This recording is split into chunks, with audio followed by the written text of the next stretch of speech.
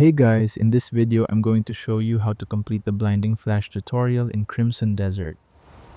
Many players got stuck in this part of the tutorial due to the number of key presses required for this part.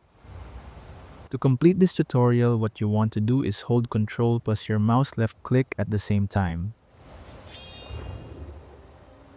You can't hold your Control key as this puts you into a guarding stance. After that, let go of the Control button on your keyboard. Keep holding the left click button of your mouse. You'll see at the bottom right corner of your screen that you can press the Control key again to focus the light. Now point this at the big shining circle at the middle of the doorway and focus the light using the Control key. The door will unlock and you will be able to proceed to the next part of the tutorial. And that is how to complete the blinding flash tutorial in Crimson Desert. Thank you so much for watching.